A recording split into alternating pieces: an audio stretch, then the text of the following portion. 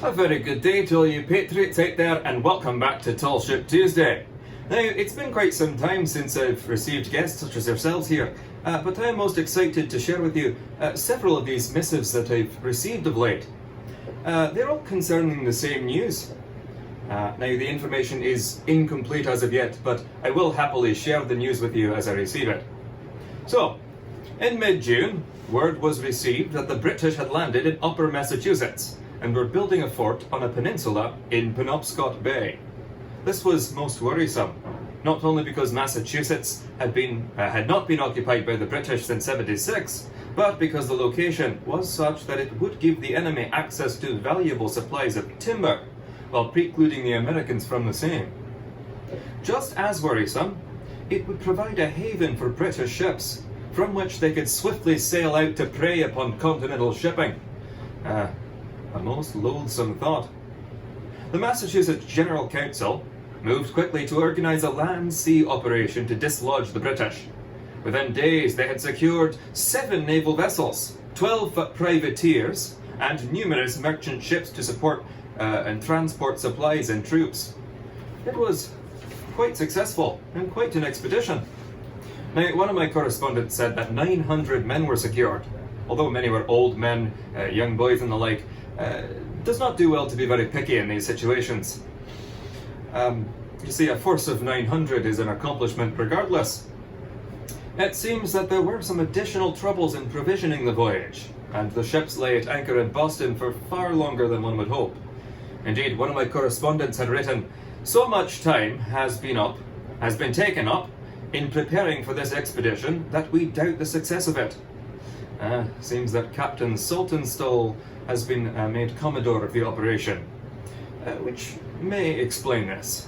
I had served as Saltonstall's lieutenant, and let's just say I had been eager to be free of the man. Anyway, as I've noted before, men can and do change over time, and that may be the case here, but I confess my heart did sink when I had heard the news.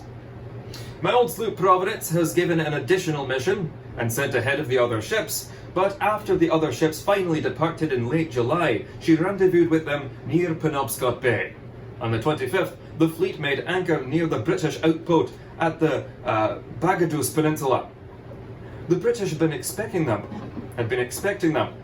and had fortified their position over the previous month.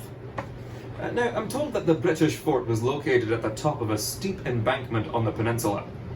The fort was much less accessible than previously thought, as the eastern side of the embankment was too steep to be scaled, and the south protected by cannon fire from the British sloops. Now, this left the western side, which was also very steep, but the only access they had. So dislodging the British would require a good plan and much coordination between the naval and land forces. While Saltonstall was deliberating, Captain Hacker of Providence set his marines to Banks Island to set up an encampment on the summit there, as it was directly across from the British fort. The marines laboured in silence through the night, building an outpost on the wee isle. In the darkness, they even managed to hoist 3 cannons up the hill, including 2 18-pounders. At dawn, they trimmed the branches of a tall spruce tree, raised the American flag, and saluted their neighbours with the cannons. A brisk exchange of fire was kept up through the day, and by all accounts, the only men killed and wounded were British. A most promising beginning, I do say. That's as much as I know about the expedition at this juncture, but I am quite optimistic about the future of this endeavour. Now, it is quite possible that our troops secured a swift and complete victory, and I do hope to hear more information about that quite soon, and I shall return to you with the good news as soon as I hear it. Thank you very much, and I look forward to having you back next time.